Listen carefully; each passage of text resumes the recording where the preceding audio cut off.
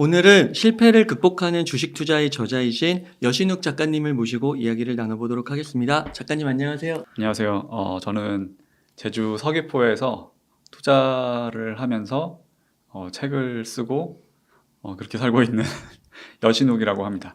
반갑습니다. 네, 감사합니다. 그 디자이너 대기업에서도 활동하시다가 이제 네. 파이어 하셔가지고 이제 제주도에 정착하셔서 지난달에 또 이제 출산도 하시고. 네. 예. 출산 이후는 제 삶이 시작되는 것 같아서 그렇죠. 이미 이제 자녀가 있으시니까 이따가 또 좀 여쭤볼 게 많은 것 같아요. 네, 알겠습니다. 네. 기쁜 소식과 함께 이 코스피 지수도 네. 날아가서요. 그러게요. 딱 너무 기분이 좋은데요. 좀 한 번 더 여쭤보겠습니다. 어떻게 네. 요즘 오늘 너무 분위기가 좋은데 어떻게 보시는지. 좋게 보죠. 근데 네. 제가 항상 그랬던 게 주식 투자를 하면서 기분이 좋은 시기는 거의 10분의 1도 안 됐던 것 같아요. 실제로 통계로 나온 퍼센테이지가 네. 그 미국 모닝스타에서 그 통계를 낸 적이 있었는데, 투자를 하면서 수익이 나는 어떤 종목에 대한 보유 기간을 100%라고 봤을 때 내 수익의 대부분을 만들어주는 상승의 시기는 100% 중에서 7, 8%밖에 안 된대요. 아, 그래요? 제 경험에서도 제가 투자를 할 때 어떤 종목을 1년을 투자하면 11개월은 기분이 나빠요. 근데 마지막 한 달 사이에 다 올라가지고 전체 수익률을 만들어줬었거든요. 이번이 그런 시기인지 네. 아니면은 데드캣 바운스라서 사람들이 방심하면 안 되는 시기인지 사실 아무도 모르죠. 뭐 오늘의 상승 강도가 세다곤 하지만 이게 또 어떤 식으로 이제 반전이 될지도 모르는 거고. 그래서 저는 기분은 좋되 방심은 하지 말자 라는 기조로 지금 생각하고 있습니다. 그러면 그 말을 좀 구체적으로 실행으로 좀 옮기면요. 네. 지금 딱 그럴 것 같거든요. 이게 앞으로 이렇게 분위기가 계속되면 이제 진짜 생각해보면 2100에서 2400까지도 되게 스물스물해서 어느 순간 올라온 것 같고요. 그렇죠. 그 다음에 이제 갑자기 어제 CPI 지수 발표 네. 때문에 확 올라왔잖아요. 네. 야, 이제 이거 진짜 가는 거 아니야? 해서 더 태워야 될 것이냐. 네. 아니면은 이거 그럼 많이 올라왔는데 이렇게 많이 올라오면 조금 이렇게 팔아가지고 네. 이익을 실현하는 게 맞는 것이냐 고민이 좀 될 것 같거든요. 네. 제가 생각하는 현명한 투자자는 가능한 판단을 뒤로 미루는 사람이라고 생각하거든요. 그게 무슨 뜻이에요? 네. 그러니까 지금 제일 해서 안 되는 두 가지 행동이 있다고 하면은 둘 다 어떤 특정 극단으로 치닫는 행동을 하는 것 같아요. 네. 예를 들어서 오늘 상승세가 강하니까 이제 끝났어. 그러면서 뭐 신용을 쓴다든지 레버리지 확 태워가지고 네. 영혼의 베팅을 하는 분들, 만약에 이러다가 다시 꺾이게 되면은 손실을 굉장히 키울 수 있거든요. 반대도 마찬가지예요. 뭐 예를 들어서 지금 뭐 금리 역전도 이미 일어났고 뭐 이게 그 CPI가 떨어진다는 게 경기 침체니까 당연히 더 많이 빠질 수 있고 지금은 데드캣 바운스고 그러니까 조금 올라왔다고 해가지고 또 막 현금화를 망창 해가지고 나는 진짜 진바닥까지 기다릴 거야. 그랬다가 만약에 이게 다시 모든 게 정상화되면서 하단으로 내려가는 기회를 안 주고 계속 올라간다. 그러면 그 사람은 정말 바보 되는 거거든요. 그렇죠. 그래서 제가 봤을 때 지금 오늘 기분 좋은 거는 그냥 오늘일 뿐이고 가능하면 그 바닥에서부터 수익권이 왔다 그러면은 뭐 현금화를 할 수는 있겠지만 너무 많이 할 필요도 없고 그냥 만에 하나 나쁜 일이 일어났을 때를 보완할 정도의 소수의 현금 비중 추가 정도면 될 것 같고요. 항상 그래요. 재미없는 답변이, 그러니까 재미없는 투자가 오래 살아남아서 결국에는 더 큰 리턴을 주는 투자라고 생각합니다. 그래서 저는 그렇게 할 것 같아요. 만약에 여기서 레벨이 좀 더 올라간다 그러면은 수익 실현은 아주 조금 할 거고 그럼 그거는 보험처럼 이제 들어놓는 거죠. 네, 그런 식으로 생각하고 있습니다. 그럼 아주 조금이라고 하면은 뭐 한 10%, 뭐 20% 이 정도 될까요? 그 정도 되지 않을까 싶어요. 예를 들어서 지금 제 보유 종목 중에서 삼성전자도 전자를 제가 5월부터 물려서 갔거든요. 5월부터 물렸는데 오늘 양전이 됐더라고요. 기분은 좋죠. 근데 항상 이럴 때 방심하면 안 되거든요. 여기서 좀 더 올라가야지 현금화가 가능할 것 같고 지금은 이제 기분만 좋고 일단 지켜보는 식으로 하려고요. 네. 그러면 그 앞으로의 흐름 이게 뭐 확률적으로 얘기할 수밖에 없긴 하겠지만 그 작가님께서 보실 때는 이런 흐름이 조금 뭐 내리락도 하긴 하겠지만 그래도 우상향으로 올라갈 것이냐 내년까지만 예측해 본다면 아니면은 진짜 데드캣 바운스로 한번 기회를 준 것이냐 좀 어떤 쪽으로 좀 마음을 쓰세요? 좀 마음 안 써요. 아까 말씀드린 딱 그대로예요. 네. 어떤 방향이든 일어날 수 있다고 보고 네. 대신에 최악의 상황이 왔을 때를 대비해서 현금을 막 50% 넘게 갖고 그거는 제 스타일은 아니거든요. 그래서 어찌됐든 주식을 많이 가지고 있되 네. 만에 하나 정말 큰 위기가 왔을 때 제가 아웃되지 않고 그 진바닥에서 소수의 자금을 투입해서 더 큰 반전을 노릴 수 있는 정도만 가져가는 어떻게 보면 9대1 정도? 9대1이요? 9대1 정도 생각. 주식을 9? 네. 그러니까 이게 제가 현금을 다 소진하진 않았어요. 근데 여기서 한 이제 10% 정도 네, 만약에 더. 수익이 난다면 좀 더 챙겨 놓을 것 같아요. 그렇게. 네. 그러면은 원화 채굴 같은 거를 네. 열심히 해서 네. 원화를 벌면 그거를 주식에 더 넣는 건가요? 원화 채굴은 할 수 있으면 절대로 멈추지 않아요. 어찌됐든 시드가 크면 클수록 같은 수익률도 더 수익금이 커지잖아요. 네. 그래서 본업이나 이제 투자 외에 수익이 있을 때는 그거를 최대한 계속해서 주식 자금으로 넣는 거는 디폴트인 것 같아요. 항상 그렇게 해야 되는 것 같습니다. 그러면 예를 들어서 뭐 네. 뭘 이렇게 뭐 100만 원씩 들어오는 거예요. 네. 그럴 때는 자기가 갖고 있는 포트에다가 넣는 거예요? 아니면 새로운 종목에다 넣는 거예요? 그거는 사람마다 다를 것 같은데 네. 저는 그런 식으로 해요. 만약에 돈이 들어온다 그러면은 일단 계좌에 현금으로서 집어넣거든요. 네. 근데 지켜보고 있다가 사실 저는 매수를 1년에 올해 같은 경우에는 한 4번 정도밖에 안 했어요. 그러세요. 그러니까 그런 기회가 올 때 그 돈을 투입하는 용도로 일단 옮겨 놓는 거죠. 그러면 보유하고 있는 종목에다가 주로 넣으시는 거네요? 보유하고 있는 종목인 경우도 있고 그때 장의 상황에 따라서 만약에 다 같이 많이 떨어졌다 그러면은 평소에 사고 싶었는데 가격이 안 맞아서 못 샀던 것들도 조금씩 보초 병식으로 사기도 하고요. 그러시군요. 다들 비슷하실 거예요. 근데 성향에 따라서 어떤 특정 종목에 집중 투자를 하시는 분들이라고 하면은 당연히 그 종목에 대한 물타기 용도로 쓰는 게 맞을 거고요. 저는 이제 비중은 특정 종목들에 좀 많이 몰려 있는 편이고 대신에 보초 병식으로는 최근은 좀 더 늘려서 사고 있어요. 종목수를. 그렇게 하시는 거군요. 네. 그러면은 만약에 한 종목이 마이너스가 된 거예요. 네. 물타기는 어느 시점에 이렇게 판단을 해서 더 드세요? 물타기는 일단 최초에 물타기를 해야 되냐 말아야 되냐라고 하면은 그거는 그 본인이 판단해야 되는 것 같아요. 최초의 투자 아이디어, 그 아이디어가 살아있으면 주가만 빠져서 내 계좌에서 평가 손실이라고 하더라도 그건 오히려 추가 매수 기회가 되는 것 같고 만약에 내가 최초에 생각했던 아이디어와 좀 다르게 흘러갔다. 그래서 내 아이디어가 훼손됐다. 그러면은 물타기를 그냥 무작정 하는 거는 현명한 판단은 아니겠죠. 오히려 기회비용 측면에서 다른 더 전망이 좋은 다른 종목을 생각해야 할 수도 있을 거고 최초의 의사결정은 물타기를 해도 되는 종목인지 아닌지 되는 종목이라고 하면은 수단과 방법을 가리지 않고 물타기 하는 거죠. 네. 종목이 네. 이제 오늘 좀 많이 올라와서 이제 진짜 양전이 되신 분들도 있긴 할 텐데 네. 예를 들어 이렇게 종목을 내가 뭐 예를 3개를 갖고 있는데 네. 이게 마이너스 폭이 다 다른 거예요. 네. 근데 다 괜찮아. 네. 그냥 일반적으로 코스피의 상위권에 위치한 네. 기업들인 거예요. 네. 그럼 이 마이너스인 상태에서도 리밸런싱을 하나요? 하는 분들이 있어요. 실제로 좀 오랫동안 투자를 하면서 내공이 쌓인 분들은 거의 다 하시는 것 같아요. 마이너스 상태에서요? 네. 근데 그분들의 논리는 현재 내 종목별 수익률은 아니에요. 그러니까 예를 들어서 좀 덜 빠진 거를 팔아서 네. 더 빠진 걸 사는 건 아니고 그런 건 아니에요.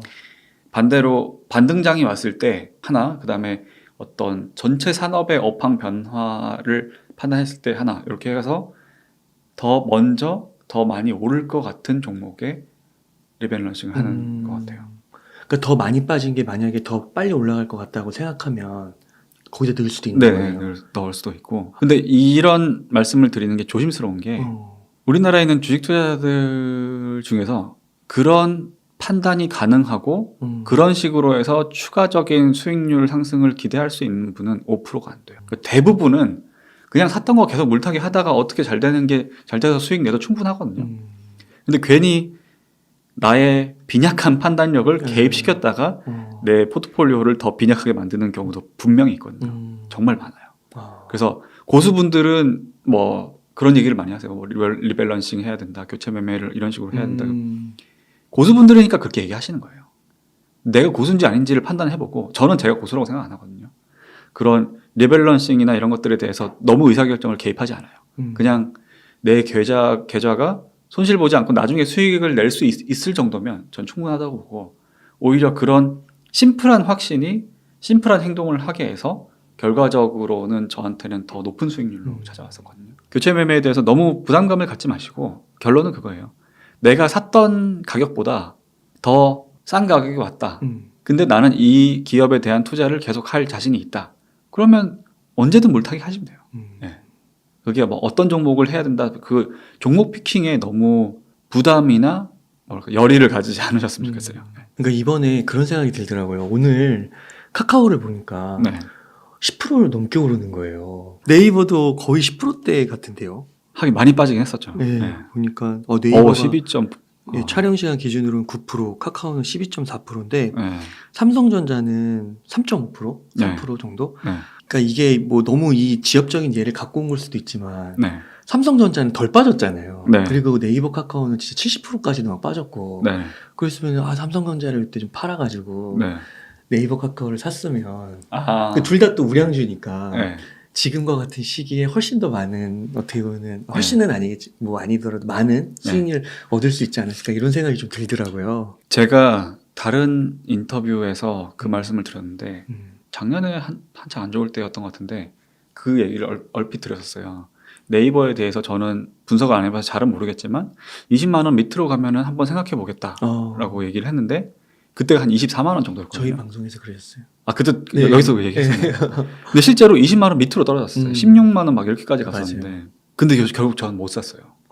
왜냐하면 그 당시에 삼성전자를 모으고 있었고 네이버나 카카오 같은 경우에는 이런 어떤 모멘텀을 강하게 받는 종목들이다 보니까 반등이 오게 됐을 때 세게 올 수도 있고, 뭐 예를 들어서 내년 이맘때쯤에 삼성전자와 비교했을 때 그 수익률이 더 높을 수도 있어요. 근데 아닐 수도 있고. 그렇죠. 근데 저는 높을 건지 아닐 건지에 대한 판단을 못 하겠더라고요. 그럼 그렇게 봤을 때 제가 삼성전자를 사야 되냐 네이버로 분산을 해야 되냐라고 했을 때 결국엔 저는 삼성전자에다가 물타기만 더 했는데, 뭐냐면 내년에 만약에 그 상황이 좋아지고 주가가 회복했다고 했을 때 올해 좀 빨리 왔지만 네이버나 카카오를 제가 잘 모르는 상태에서 샀을 때 오래 못 가지고 있었을 것 같아요. 그러니까 좀 반등 왔을 때 그냥 팔아버렸을 수도 있을 것 같고. 근데 삼성전자 같은 경우에는 제가 한 몇 년 동안 계속 봐왔던 기업이고 언제쯤 들어가면 된다에 대한 제 나름대로의 감이 있었기 때문에 삼성전자는 끝까지 수익을 내고 큰 수익을 내고 나올 자신이 있는 거예요. 맞아요. 그때 코로나 때도 그러셨잖아요. 네. 그래서 뭐 예를 들어서 네이버 카카오든 삼성전자든 뭐 2년 정도 보유했을 때 뭐 50%에서 100% 수익이 난다라고 하면은 삼성전자는 7, 80%까지는 수익을 버틸 각오가 돼 있는데 네이버 카카오는 20, 30%대에서 왠지 그냥 만족하고 팔아버렸을 것 같은, 혹은 불안해서 팔아버렸을 것 같아요. 그래서 그런 부분에서 저는 이제 의사결정을 어떻게 하면 더 높은 수익률을 낼 것이냐가 아니라 어떻게 하면 더 확실한 수익을 취할 수 있을 것이냐를 기준으로 의사결정을 해요. 그래서 뭐 다른 진짜 고수 투자분들에 비해서 제가 연평균 수익률이 막 더 높거나 그렇진 않거든요. 근데 저는 연평균 한 20% 수익은 굉장히 꾸준히 냈어요. 그런 게 이제 제 개인적인 투자 스타일이었던 것 같아요. 네. 그러면은 아까 삼성전자가 네. 이제 빨간불로 바뀌셨다고 했잖아요. 네. 그럼 이런 시점에서는 더 투입을 하시는 건 어떻게 고민하시나요? 고민이 됩니다. 고민하세요? 사실은 지난주에 좀 많이 싫었었어요. 어차피 왜냐면 그때 더 싫을 수 있었던 게 평단가로는 손실이었거든요. 그러니까 마이너스 10%일 때 샀으면 더 좋았겠지만 마이너스 5%라도 어찌됐든 손실이니까 물타기 하면 효과는 있다. 그래서 좀 더 샀죠. 근데 어떻게 될지 몰라요. 왜냐면 지금 강세장으로 전환되는 건 아니라고 보기 때문에, 그러면 순환 매장의 가능성이 높은데 삼성전자 같은 경우에 좀 지수가 올라오면서 일찍 수급의 버프를 받았잖아요. 그 말은 어느 정도 삼성전자나 뭐 2위 기업이 LG 에너지 솔루션인데 이런 초대형 시총주들이 먼저 수급을 받으면 그 다음으로 온기가 다른 쪽으로 넘어가는 순환 매장세가 될 수가 있는데, 그렇게 된다고 하면 먼저 올랐던 애들은 좀 쉬어갈 수 있거든요.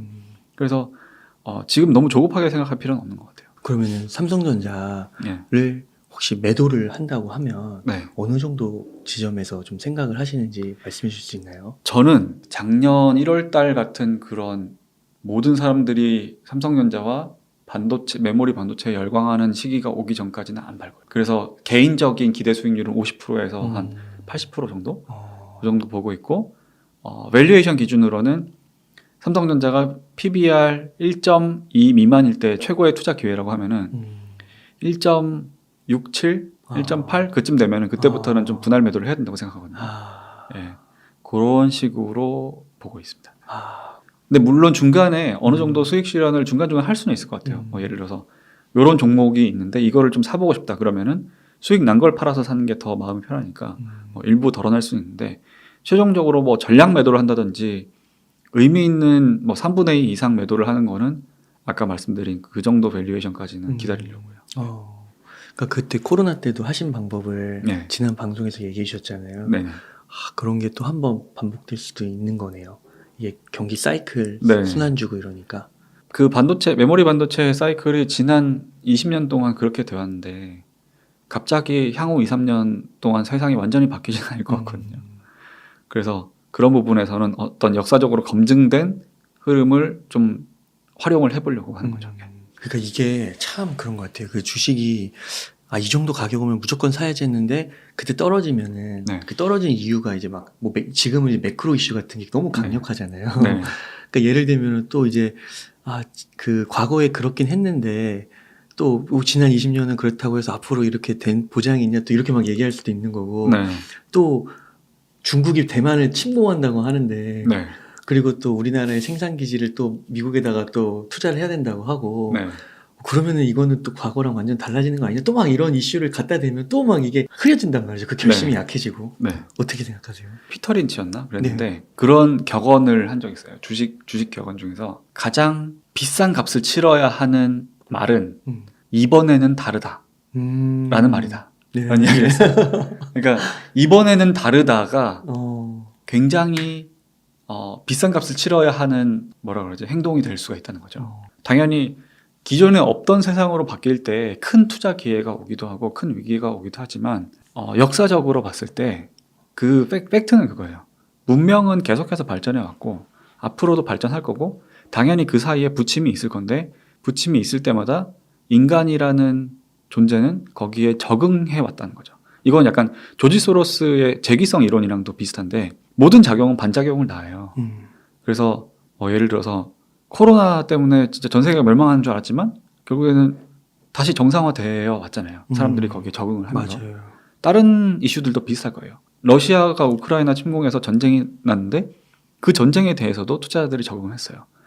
중국이 대만을 침공할지 안 할지 모르지만 지금은 가능성이 높다고 하지만 침공하고 나서도 거기에 대해서 또 적응을 할 거예요. 투자자로서 명심해야 되는 거는 사건을 예측하는 게 아니라 사건에 대응만 해도 돈을 벌 수 있거든요. 그리고 특정 사건에 대해서 너무 큰 타격을 입지 않도록 미리 사전에 어떤 포트폴리오를 준비를 하는 그 정도의 예방만 되어 있으면 결국에는 돈을 벌 수 있을 거다. 그렇게 생각하시는 게 어떨까 싶어요. 그 아까 그 연 한 20% 정도 수익률을 내고 있다고 하셨잖아요. 네. 그 삼성전자 주식 투자를 볼 때 많은 네. 분들이 이거 느리고 너무 네. 답답하고 막 그런다고 얘기하잖아요. 네. 그런데도 삼성전자 주식으로도 20%가 가능한가요? 가능할 때 사야죠. 요 사례 하나 알려드릴게요. 네. 예를 들어서 삼성전자에 지금 배신감을 느낀 투자자분들이 있을 거예요. 그럼 많죠. 네. 작년 1월쯤 사셨던 분들. 솔직히 그분들이 잘못한 거긴 한데 물타기를 안 하더라도 그 가격에 산 분들이라도 언젠가는 수익을 내고 나올 수 있어요. 다만 본인의 경솔함 때문에 더 오래 기다려야 되는 것뿐이에요. 그 2017년에 삼성전자가 메모리 사이클에서 고점을 찍었을 때, 그러니까 그 주가 측면에서 고점을 찍었을 때 그런 소문이 돌았었어요. 뉴스로도 한번 나왔었어요.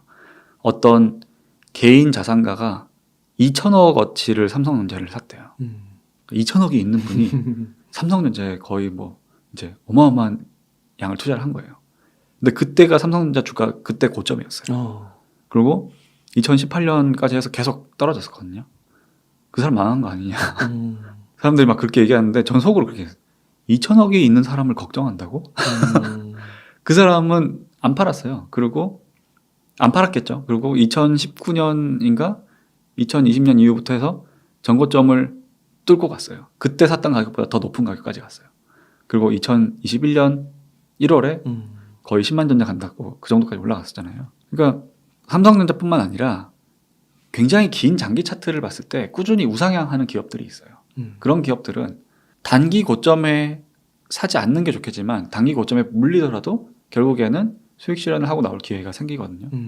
그런 점에서 봤을 때 특히 내가 정말 실력이 뛰어나고 빈번한 매매로 어마어마한 돈을 벌 수 있는 내공이 아니다.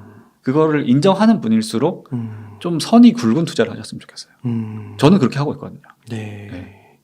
그러니까 아까 좀 말씀해주신 그 PBR 기준으로 네.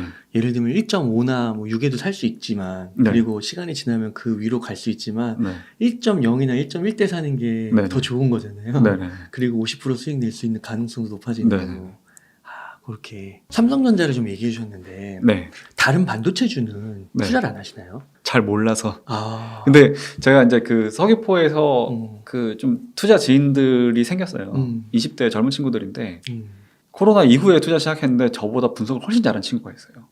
그래서 그 친구랑 이야기를 하다가 그런 결론을 냈어요. 저는 반도체 쪽의 소부장이나 이런 쪽을 빠삭하게 아는 편이 아니라서 일단 삼성전자를 먼저 샀거든요. 근데 실제로 저는 그건 예상했어요. 반도체라는 섹터가 턴할 때는 어쨌든 IDM이 먼저다. 삼성전자나 하이닉스가 먼저다. 최종 갑인 위치에 있는 큰 회사들 그리고 코스피 수급적인 기준에서도 외국인이 한국이라는 지수를 살 때 먼저 담을 수 있는 게 그런 대형주 특히 반도체에서 삼성전자 하이닉스 같은 회사들이고 그럼 그쪽이 먼저 갈 거다. 그럼 IDM 회사를 먼저 투자를 했다가 어느 정도 수익이 실현이 되고 나면 그때 소부장에서 그런 낙수 효과로 회복할 곳을 찾아서 옮겨가는 것도 괜찮을 것 같다.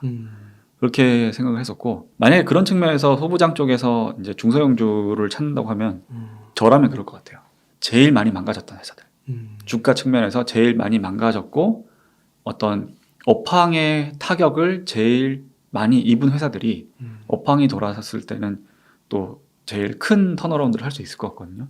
그런 쪽을 좀 찾아보시면 어떨까 생각하고 있습니다. 그래서 그 다른 반도체주, 뭐 소부장, 뭐 중소형주 이런 건 좀 덜 보시는 이유가 네. 삼성전자만큼 확신이 네. 좀 덜하고 그쪽을 타이밍 좋게 잘 찾아서 50% 100% 수익 낸 분들이 분명히 있어요. 저는 아니에요. 네. 근데 저는 그분들을 따라 하지는 않아요. 굳이. 그걸 했다가 잘못될 가능성이 있으니까. 근데 혹시 해보긴 하셨나요? 아니면은 뭐 꼭 반도체가 아니더라도 중소형주 투자를 하고는 있어요. 근데 아. 중소형주 투자를 하더라도 제가 아는 걸 하죠. 고수들이 이렇게 한다고 해서 그걸 따라하는 것만큼 멍청한 짓은 없어요. 멍청한 투자자가 되긴 싫거든요. 그러니까 최고의 투자자는 아닐지언정 멍청한 투자만 하지 않아도 나는 돈을 번다. 좀 그렇게 좀 마음 편하게 받아들이시면 어떨까 생각합니다. 그 중소형주 투자를 좀 하시는 분들은 네. 이게 주가 좀 흐름이 탄력적이라는 표현을 많이 쓰시잖아요. 네. 그 중소형주는 그 삼성전자나 뭐 네이버 카카오나 뭐 이렇게 엔솔처럼 큰 주식에 비해서 네. 좀 어떤 특징이 좀 있어요? 말씀하신 것 같아요. 네. 빠질 때 많이 빠지고 맞아요. 오를 때 많이 오르는 것 같아요.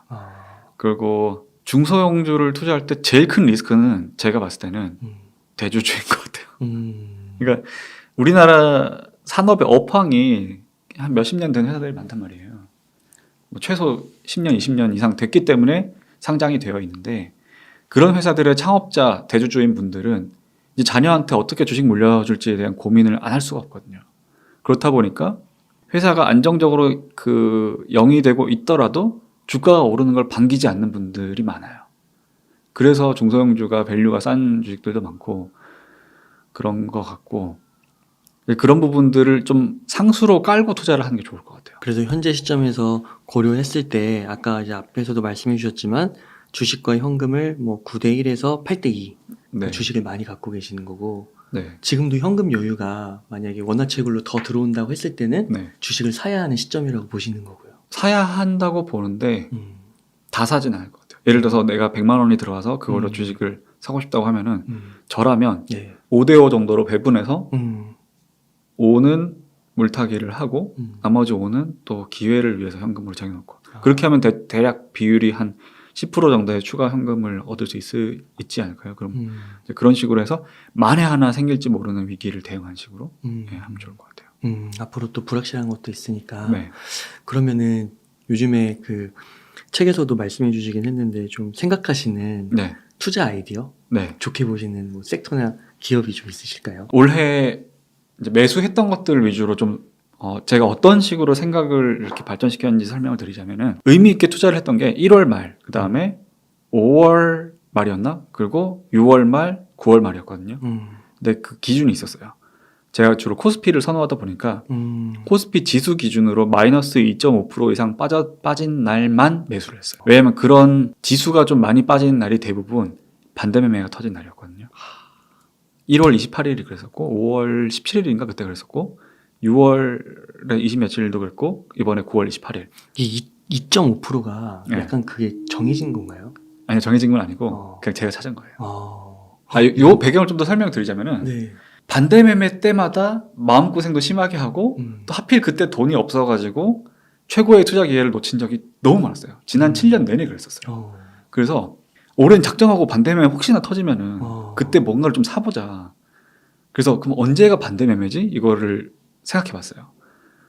언제가 반대 매매인지를 코스피 차트를 한 20년치를 해가지고 진짜요? 단기 저점 찍은 날을 다 확인했어요. 근데 공통점이 있더라고요. 마이너스 2.5% 이상 빠진 날이에요. 와. 그럼 이게 어디까지 맞을 수 있을지를 다시 데이터를 만들어봤어요. 지난 2000년부터 올해까지, 그러니까 22년치 코스피 등락률을 매일매일 거래일마다 다 확인했거든요.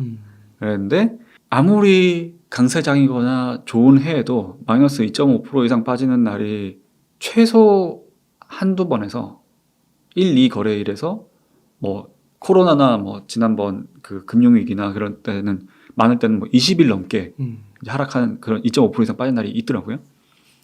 그리고 2010년대 들어서는 한 두 해를 제외하고는 그런 마이너스 2.5% 이상 빠진 날들이 거의 다 매수 기회였어요.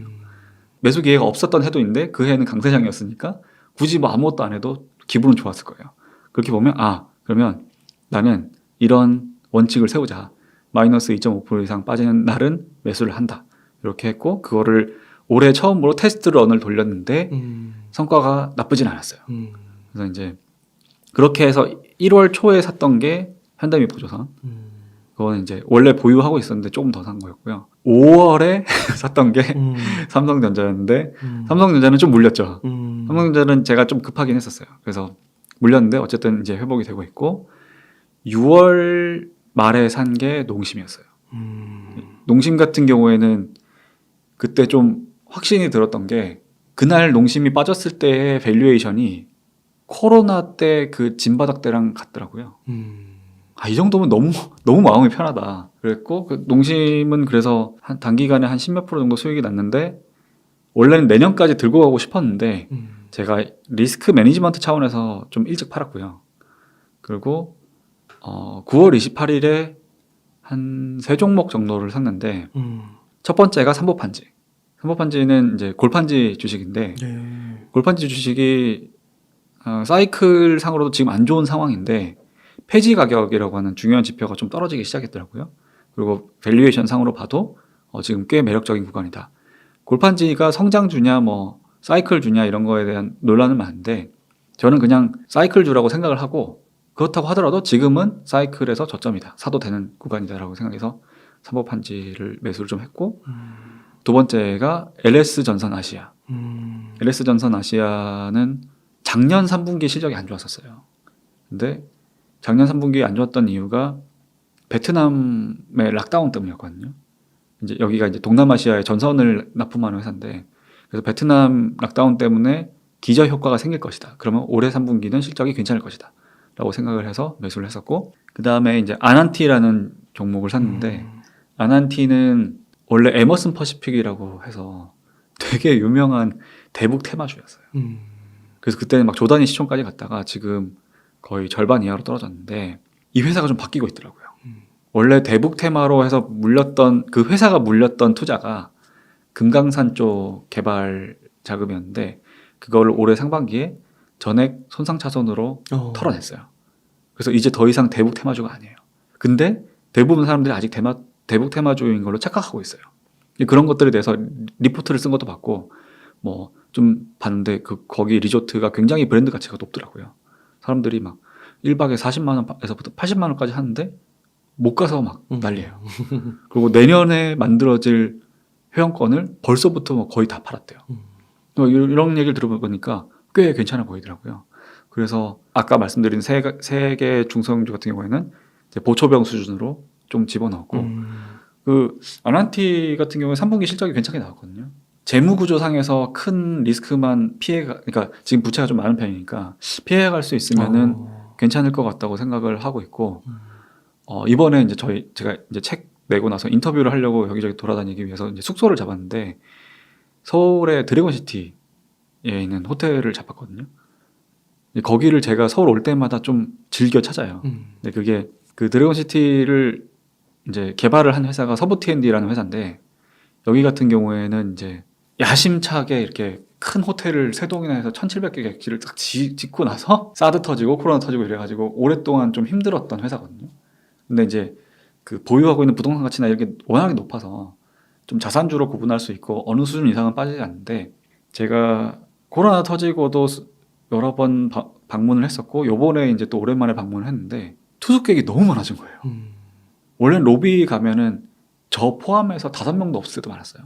근데 진짜 바글바글하고 로비에도 바글바글하고 아침에 조식 먹으러 갔는데 저는 이제 조식 제일 먼저 먹는 사람이거든요. 6시 반 맞춰서 갔는데 저보다 먼저 온 사람들이 더 있더라고요. 그리고 더 중요한 의미 있는 변화는 그 사람들이 다 외국인이에요. 그 외국 관광객은 거의 못 봤었는데 외국 관광객이 많아졌더라고요. 아마 서울 살고 계신 분들은 피부로 이미 체감하셨을 거고 저는 이제 서귀포에 살다가 오랜만에 서울 올라와서 보니까 대한민국에 외국인이 너무 많아졌어요. 그래서 이번에 서울 올라와서 드는 생각이 이제 리오프닝 쪽도 좀 신경 써서 봐야겠다는 생각이 들더라고요. 어차피 지금 다 같이 빠져 있으니까 뭘 골라도 괜찮은데 리오프닝도 좀 괜찮을 것 같다. 그리고 뭐 아까 아난티 실적도 그렇지만은 GKL이라고 하는 카지노 관련된 기업도 3분기 실적이 좋았어요. 처음으로 흑자 전환했고 그리고 보니까 3분기에서 4분기 사이에 어떤 그런 특히 우리나라의 호텔이나 그 외국인 관광객이 국내로 유입되어야 잘 되는 회사들이 좀 숨통이 트이겠구나라는 생각이 들더라고요. 네, 그래서 그런 부분도 좀 더 공부를 해보려고 하고 있습니다. 그렇군요. 그렇게 해서 그러면은 지금 여기에는 보초병을 보내신 거고 네. 앞으로 이제 어떻게 지켜보시다가 네. 더 투자할 계획도 있으신 거고요. 그런 부분에서 좀 제가 개인적으로 고민하고 있는 섹터는 두 가지 테마인데 성장이랑 회복이에요. 올해도 성장해서 주가도 방어가 잘 됐거나 올랐는데 내년에도 성장하는 회사들이 좀 있어요. 조선 같은 경우도 그렇고 저는 이제 보유는 못했지만 2차전지나 엔터테인먼트 쪽도 그렇고 이런 데가 사실은 투자하기 제일 고민돼요. 좋을 것 같은데 그 좋을 것 같음이 주가에 얼마나 반영되어 있는지에 대한 판단이 좀 어렵거든요. 근데 이런 데 같은 경우에는 뭐 올해 9월 28일처럼 시장 전체가 빠졌을 때는 괜찮은 매수 기회인 것 같아요. 그 성장 말고 다른 테마는 회복인데 또 다른 어떤 좀 난처한 섹터가 저한테는 이제 건설이랑 증권이거든요. 증권 같은 경우에는 일단 올해 증권주가 안 좋은 건 누구나 알고 있잖아요. 근데 강세장이 왔을 때 제일 괜찮은 수익을 낼 곳도 증권이거든요. 사고 싶은데 언제 사야 될지 모르겠어요. 이건 건설이랑 좀 연결지어서 설명을 드려야 되는데 건설 섹터 같은 경우에도 원래는 이제 그 정부가 바뀌고 나서 정부가 바뀌든 안 바뀌든 그동안 부동산 공급이 너무 부족했으니까 부동산 공급을 쫙 늘릴 거고 건설사의 먹거리가 많아질 거라고 했는데 생각지도 못한 인플레이션이 와서 건재재 가격이 올라가고 공사를 해야 되는데 공사를 못 하고 있는 거예요. 그래서 건설 쪽이 지금 다 완전히 망가져 있는데 여기에서 이제 뭐 레고랜드나 그런 이제 그 금융 관련된 우려까지 터지면서 부동산을 건설해야 되는 이제 건설사들이 어떤 PF 이런 쪽에서 또 이제 문제가 생기고 이래서 쉽게 말해서 돈이 안 돌아서 지금 되게 답답한 상황인 거예요. 근데 그런 쪽에다가 돈을 대줬던 데가 또 증권사예요. 그래서 이쪽이 지금 되게 센티가 안 좋았거든요. 그리고 특히 만약에 그 PF 관련해서 뭐 부실이 터진다든지 이랬을 때는 지금 밸류가 싸고 업황이 안 좋다고 해서 역발상을 투자를 할 수 없는 게 더 깊은 지하실로 갈 수가 있으니까 그렇죠. 그거를 어떻게 슬기롭게 이 기업들이 극복할 수 있을 것인지에 대한 고민이 있어요. 그래서 그 부분을 지켜보면서 투자 판단을 내리면 좋을 것 같아요. 네. 증권주에서는 어디가 좀 괜찮아 보이세요? 뭐 다른 분들 이야기를 들어보면은 일단 PF 익스포저가 크고 자본 체력이 우량하지 않은 중소형 증권사들이 좀 위험하다 이런 얘기를 많이 들었었거든요. 그래서 그런 부분들을 좀 조심을 하고 있고 건설사도 마찬가지예요. 중소형 건설사들을 특히 지방 쪽에 있는 건설사들이 요새 안 좋거든요. 그래서 증권이든 건설이든 그 버틸 체력은 대형사들 위주로 있는 것 같고 반대로 얘기하면은 모든 게 무난히 회복이 됐을 때는 더 리스크가 컸기 때문에 그게 주가에 반영됐던 중소형사들이 더 큰 알파를 취할 수가 있겠죠. 저는 아직 안 사서 잘 모르겠어요. 그냥 그 정도까지만 생각해봤어요. 이런 얘기들도 많이 하시더라고요. 지금 이렇게 좀 큰 상승이 오고 최근 흐름은 좋은데 2010년대를 보면은 네. 그 코스피가 박스피라는 별명을 얻었었잖아요. 네.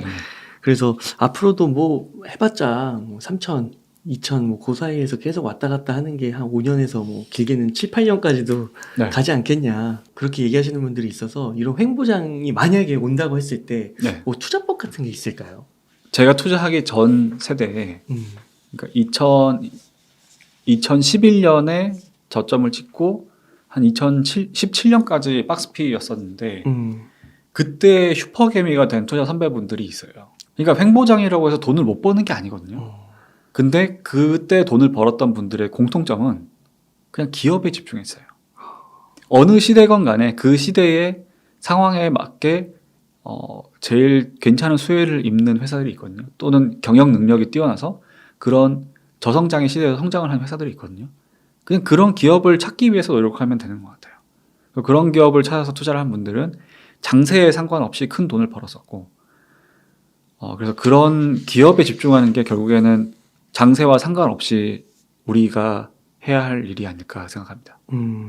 그러면 그게 이제 골판지, 뭐 아난티 같은 리오프닝.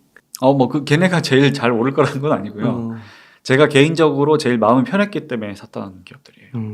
그러면 이런 기업들은 이제 횡보장 뭐 그런 걸 떠나서 네. 우선은 이렇게 공부를 많이 하셨으니까 이게 비싸고 싸고 이게 감이 어느 정도 있으니까 네. 적절하게 이렇게 매도하면서 하면 횡보장은 자연스럽게 대응이 되는 그런 컨셉으로 보면 될까요? 네. 그리고 그런 부분에 대해서 스스로에게 확신이 부족한 투자자분들이 많을 거예요. 제가 꿀팁 아닌 꿀팁을 드리면 그냥 자기 자리만 지키고 있어도 돈 벌어요. 남들보다 자주 못 벌 뿐이지 적어도 돈을 잃지는 않거든요. 근데 특히 이런 횡보장이자 순환매 장세인 데서 조금이라도 더 빨리 벌어보겠다고 여기 옮겨 타고 저기 옮겨 타고 했다가 스텝 꼬여가지고 오히려 손실을 겪는 분들이 너무너무 많거든요. 제발 그렇게 좀 안 했으면 좋겠어요. 그냥 내 자리만 지키고 있어도 내 차례가 돌아와요. 내 차례만 기다리더라도 생각보다 괜찮은 자산 상승을 얻을 수 있어요. 근데 왜 그렇게 안 하는지 모르겠어요. 제가 개인적으로 드리는 말씀은, 그러니까 개인적으로 항상 강조하는 메시지가 있는데, 공부는 많이 할수록 좋고 매매는 적게 할수록 좋다. 그거를 좀 명심을 하시면은. 그 책에서 써주신 것 같은데. 네, 맞아요. 횡보장이든 뭐 약세장이든 어떻게든 잘 이겨 나가실 수 있지 않을까 생각합니다. 그 얘기 하시니까 친구랑 얘기하다가 KTNG 네. 그 주식으로 얘기하는데 코로나 때 그쵸. 네. KTNG가 진짜 꿈쩍도 안 했거든요. 네. 이렇게 오를 줄 누가 알았겠어요. 네. 그러니까요. 네. 그리고 배당도 그래도 움직이진 않았어도 배당은 꼬박꼬박 6%대로 주고 네. 그렇게 해서 2년 받고 올해 이렇게 힘든 상황에서 혼자 이렇게 막 날아갔잖아요. 아마 주변에는 전혀 드러나지 않지만 그런 어떤 숨겨진 제야의 고수 할아버지 투자자들이 있을 거예요. 예를 들어서 KTNG도 비슷한데 그냥 배당 받고 계속 버티다가 올해 같을 때 크게 수익 낸 분들도 있을 거고, 예전에 2010년대 초반까지 꽤 그런 데서 유명했던 회사 중에서 한국쉘석유라는 데가 있었어요. 거기가 이제 그 윤활유 가공 판매하는 브랜치 회사인데 배당 성향이 90%인가 뭐 거의 그랬거든요. 거의 이익을 번 돈의 대부분을 배당해주는 회사인데 그거를 한 10년 넘게 투자하신 분들 중에서 주주총회 가면은 느긋한 할아버지들 있대요. 이렇게 앉아 있대요. 그 언제부터 투자했냐고 막 15년 투자했다 그런 분들이 있대요. 한국 쉘석유에 15년 투자를 했대요. 그런 분들은 본인의 평단가 기준 배당 수익률만 한 3-40% 된대요. 그 매해 배당만 3-40%씩 수익률을 내는 거예요. 그런 분들도 있어요. 그렇게 투자가 가능한 기업들도 있어요. 그건 뭐 결과론적으로 봐야지 알 수 있는 것도 있겠지만 그런 게 가능할 것 같은 비즈니스 모델을 가진 기업도 포트의 한 켠에 놓으면은 심리적인 부분을 컨트롤하는 데는 분명히 도움이 될 거예요. 그러니까 그 순환하고 자리 좋은 주식을 택했을 때 자기 자리를 지키는 게 네. 요 KT 그때 이제 한 2-3년 정도 이렇게 기간을 얘기해 주셨잖아요. 네. 그 KTNG도 한 2-3년 지나니까 이렇게 됐고 네. 또 그 최근에 그 뉴스를 보니까 네. 미국에서 최고의 주식을 네. 뱅크 오브 아메리카를 뽑더라고요. 네. 근데 그게 참 어떻게 보면은 그 뭐 기술주 나스닥의 상위권을 차지하는 기업들 네. 그런 데가 굉장히 부각됐는데 네. 어떻게 보면 그게 코로나 이후에 또 지금은 또 뱅크 오브 아메리카 같은 게 또 주목을 네. 받고 네. 진짜 말씀하신 대로 이게 돌고 도는 것 같은 네. 그런 느낌이 드네요. 유행이 돌고 도는 거랑 비슷한 것 같아요. 음, 사실 2020년 들어서 이렇게 레트로가 붐이 될 줄 누가 알았겠어요. 10대, 20대 이런 분들이 제가 코올리게 시절에 유행했던 트렌드들을 자기의 스타일로 해석해가지고 이렇게 활용하고 이런 거 보면은 하늘 아래 새로운 건 없고 어떤 근본적인 가치가 있는 거는 기다리다 보면은 그게 다시 재조명을 받는 시기가 오는 것 같아요. 일단 개별 종목으로 봤을 때 최근에는 좀 회복하셨을 수도 있을 거예요. 근데 제일 힘들었을 때 마이너스 30% 이상 손실이 났던 그 종목들이 있을 거예요. 마이너스 30%가 손실이 나면은 이거를 본전을 찾기 위해서 40% 이상 수익을 내야 되거든요. 그렇게 봤을 때 쉽지 않다는 거죠. 그러면 그 정도로 손실이 난 거는 내가 실패한 투자라고 봐야 돼요. 망친 주식이라고 봐야 돼요. 그럼 그런 식으로 주식을 망치는 일이 왜 일어났는지를 분석을 하시면 좋을 것 같아요. 제 경험을 토대로 다른 사람들의 케이스를 토대로 제가 내린 결론은 주식을 망치는 빌런 리스트가 있어요. 망치게 만드는 어떤 실수의 리스트들이 있어요. 제 책에서는 한 5가지 정도 뽑았는데 첫 번째는 추격 매수. 한창 오르고 있는 종목을 이게 더 오를 거라는 희망만으로 따라 샀을 때 네. 그게 제일 중요한 실수인 것 같고요. 제일 많이들 하는 실수인 것 같고 밸류에이션을 하지 않고 매수를 했을 때 그러니까 밸류에이션을 한다는 게 더 오를 거를 계산하려고 하는 게 아니라 더 빠지지 않을 걸 계산하기 위해서 밸류에이션을 하거든요. 근데 그런 것들을 하지 않았기 때문에 업사이드만 보고 투자했다가 다운사이드에 타격을 입는 그런 실수. 그리고 투자 아이디어가 없이 투자하는 것들. 뭐 배당도 잘 주고 밸류에이션도 낮고 ROE가 높고 막 이런 얘기를 하는데 항상 그래 왔는데 주가가 안 움직이는 기업들을 사서 고생하신 분들도 있어요. 그런 거는 어떤 지금 시점에서 어느 정도 시간이 지났을 때 지금보다 훨씬 돈을 많이 벌 수 있다, 이 기업이. 그런 거에 대한 시나리오를 짜야 되고 그게 투자 아이디어거든요. 그런 걸 하지 않고 주식을 사는 분들. 그리고 투자 아이디어를 세워도 틀릴 수가 있어요. 만약에 틀렸을 때는 어떻게 해야 될지 또는 언제까지 내가 이 아이디어를 검증해서 주식을 보유할지 그런 부분에 대한 엑시트 플랜을 세우지 않고 들어가는 것들. 마지막으로 이 모든 거를 아우르는 내가 만약에 매수 버튼을 누르려고 할 때 한 5분만 생각해 보는 거예요. 혹시 내가 지금 이성이 아니라 탐욕에 의해서 행동하는 건 아닌지 그런 어떤 최종적인 나의 욕심에 대한 나의 탐욕에 대한 이 성찰을 하지 않고 투자를 하는 실수. 다시 요약을 하면은 추격 매수에 대한 실수, 투자 아이디어의 부재, 밸류에이션의 부재, 그다음에 엑시트 플랜의 부재, 그리고 마지막으로 탐욕에 휘말린 투자. 이런 것들이 대표적인 마이너스 30% 이상 흔히 이야기하는 망친 주식을 만들게 되는 실수의 유형인 것 같아요. 그러면 내가 이 중에서 뭘 잘못했는지 어떤 실수에 해당되는지를 체크만 해보더라도 다음에는 같은 실수를 안 할 수 있어요. 그래서 그런 부분을 좀 제가 책의 전반부에다가 좀 깊게 묘사를 해놨는데 그런 걸 한번 생각해 보고 투자를 하시면은 다음번에는 훨씬 안정적으로 투자를 하실 수 있지 않을까 생각합니다. 그 책에서 올바른 손절의 요령이라고 있더라고요. 네. 이게 그 하락장을 이제 겪으니까 네. 장기간 겪으니까 이게 힘들더라고요. 네. 이거 좀 알려주세요. 그저께였나 제가 유튜브 영상 올린 데다가 어떤 분이 댓글을 달아주셨어요. 10월 때 손절을 과도하게 해서 굉장히 힘이 들었대요. 감정적으로 힘들었다고 하시더라고요. 저도 손절을 해봤지만 특히 초보 투자자분들이 최고의 수익률을 위해서가 아니라 장기적인 멘탈 관리를 위해서 손절을 할 때 염두에 둬야 되는 부분이라고 하면은 저는 한 번에 다 팔지 말라고 말씀드려요. 손절을 하고 싶을 때가 사실은 마지막 고비일 때가 많거든요. 그때 괜히 팔았다가 닥쳤던 게 지붕 쳐다보는 격으로 어떤 감정적으로 2번 죽는 그런 일을 당하지 마시고 투자 아이디어를 판단해보고 뭐 앞으로의 업황을 생각해보고 뭐 지금의 계좌 상태를 확인해봤을 때 그래도 손절을 해야겠다. 이 종목에 대해서는 손절하는 게 맞는 것 같다. 라고 생각이 드시더라도 나눠서 파시라는 최소한 한 5개월에 걸쳐서 뭐 5개월이라고 하면 한 달에 한 번씩 5등분해서 그렇게 나눠서 파시는 게 나을 것 같아요. 왜냐하면 지금 요 며칠 사이에 갑자기 반등하니까 심리가 이렇게 바뀌잖아요. 만약에 이제 이런 다시 반등장이 오기 직전에 다 팔았다. 그럼 지금 얼마나 속이 쓰리실 거예요. 그렇죠. 근데 그런 것들을 보완하기 위해서 좀 나눠서 팔게 되면은 어떤 일이 벌어지냐면 한 5개월에서 6개월, 그러니까 한 반년 정도라고 봤을 때 반년 사이에는 장세가 어떻게 바뀌어도 바뀌어요. 하락이 멈추든 아니면 잠깐 반등을 해서 매도 기회를 주든 장세가 바뀌는 거는 일단 최소 몇 개월 이상을 걸쳐서 일어나거든요. 그렇다 보니까 만에 하나 내 손실률이 지금 최악인 상황에서라도 다 팔지 않고 나눠서 팔면은 뒤에 파는 것들은 어느 정도 손실률이 회복된 상태에서 팔 수가 있고 더 계좌 관리를 하면서 팔 수가 있는 거죠. 그래서 그런 부분에서 손절을 꼭 해야 된다고 하면은 최소 몇 개월에 걸쳐서 나눠서 팔자. 이거를 제가 이제 말씀을 드리고 싶어요. 그러면 아까 마이너스 30% 정도 손실이 나면 40%의 수익률이 나야 이게 이제 복구가 되는 거라고 네. 말씀하셨잖아요. 네. 그럼 마이너스 30% 정도를 손절 1차 기준으로 좀 잡아도 괜찮을까요? 아니요, 저는 가격으로는 손절가를 개인적으로는 잡지 않고요. 네.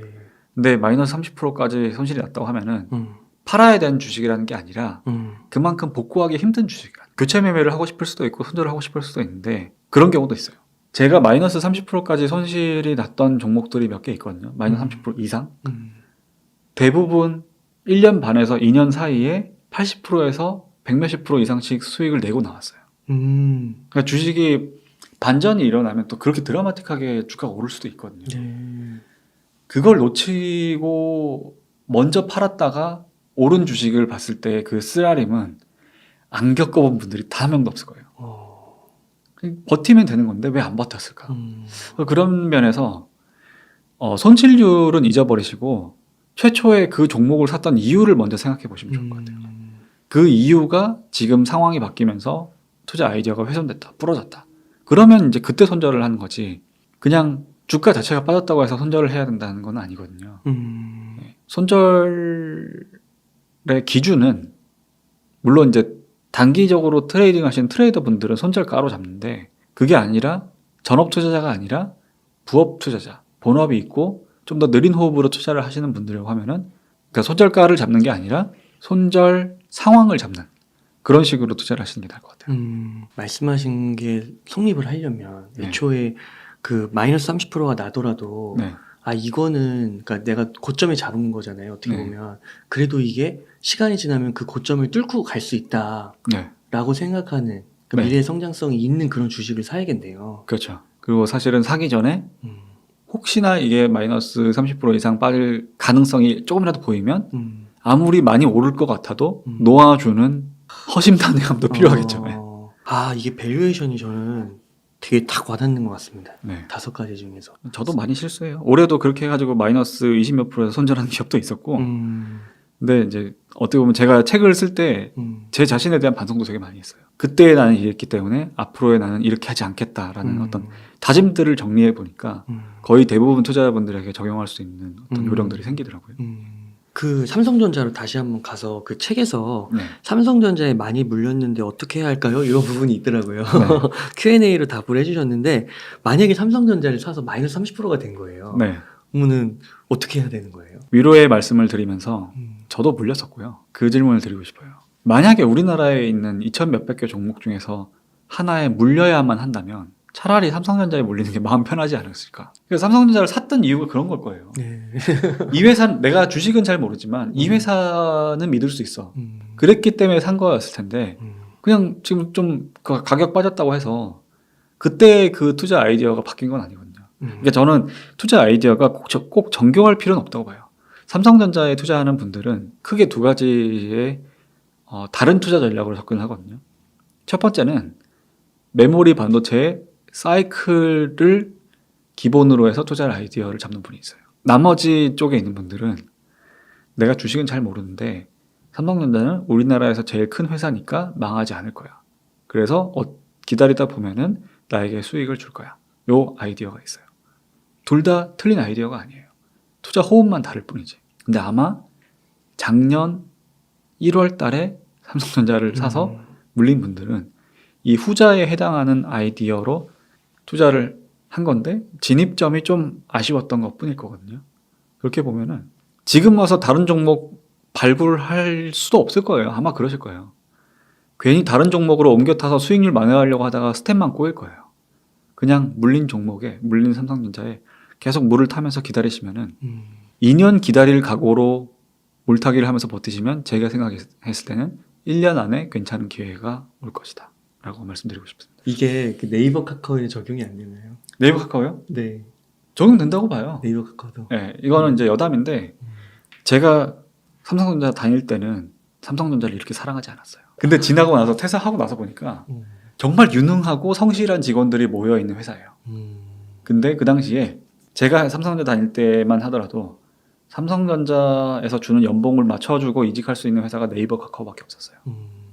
우리나라에서 제일 유능하고 성실한 인재들이 모여있는 회사들이라고 하면은 기다리면은 그 사람들이 돈을 벌어주는 거예요. 내 판단력이 돈을 버는 게 아니에요. 그런 유능한 인재들이 돈을 벌어주는 거예요. 그걸 믿고 있으면은 네이버 카카오에 세게 물려서 마음고생을 하고 계시더라도 어찌됐든 마음은 편하게 가져가셔도 된다. 그리고 이왕이면 쌀 때 많이 사면 좋잖아요. 네. 지금도 20만 원 미치더라고요. 네. 그냥 열심히 일해가지고 최대한 저축해서 살 수 있으면 계속 하세요. 제가 뭐 네이버 카카오가 아니라 삼성전자를 산 거는 제 성향의 문제지 네이버 카카오를 선택한 분들은 이유가 있을 거예요. 더 인재가 젊고 어떤 컨텐츠 베이스의 기업이니까 모멘텀도 많이 받을 수 있고 네이버 카카오가 해외 진출이 가시화돼서 성과가 나기 시작하면은 업사이드는 더 클 수도 있겠죠. 그런 것들을 믿는 분이면 그 처음에 만들었던 아이디어를 지금 와서 가격이 빠졌다고 배신하지 마시라는 거예요. 다 괜찮습니다. 그럼 하나만 더 여쭤보겠습니다. 네. LG 에너지 솔루션은 네. 이렇게 하락하는 중에서도 종고점을 돌파했더라고요. 네. 2차전지는 투자 안 하시네요. 저요? 네. 투자하고 싶었었죠. 어. 아니, 2019년부터 투자하고 싶었어요. 근데 계속 놓쳤어요. 그래서 사실 저 잘 모르겠어요. 그때도 좀 높았나요, 밸류에이션이? 밸류에이션 상으로는 왜냐면은 돈 자체를 안 벌고 있었기 때문에 근데 투자만 계속 하고 있고 시총도 굉장히 큰 상태였고 근데 그 시총이 계속해서 막 이렇게 배로 점프를 했거든요. 아쉽죠. 근데 투자는 돈 벌려고 하는 거지 아쉽지 않으려고 하는 게 아니거든요. 저는 제 방식대로 돈을 벌었고 그 상황에 놓친 2차전지에 대한 아쉬움이 있는데 지금의 제 고민도 그거예요. 2차전지에서도 대장주라고 할 수 있는 회사들이 몇 군데 있잖아요. 뭐 LG 에너지 솔루션도 있지만은 뭐 에코프로 BM이라든지 첨보 같은 이제 소재주도 있고 뭐 포스코 케미칼도 있고 삼성도 있고 SK도 있고 근데 그런 회사들이 어찌됐든 향후 10년 동안 꾸준히 좋아질 거는 부인할 수 없는 진실인 것 같아요. 아예 선이 굵은 투자를 할 거면 지금 사서 물릴 각오하고 지금 사서 10년 버티는 거예요. 그러면 분명히 중간에 수익의 기회를 줄 거예요. 네. 근데 저는 더 이제 좀 제 마음이 편한 종목으로 밀다 보니까 여기를 못 샀는데 지금 올라타도 될까요? 라는 질문을 하는 분들은 올라타면 안 된다고 생각해요. 이게 긴가민가한 분들은 사시면 안 돼요. 왜냐하면 샀다가 후회하고 손절할 거예요. 근데 비싸도 나는 올라탄다 라는 확신을 가지고 투자하는 분들은 물려도 더 사고 그러다가 나중에 수익을 낼 거예요.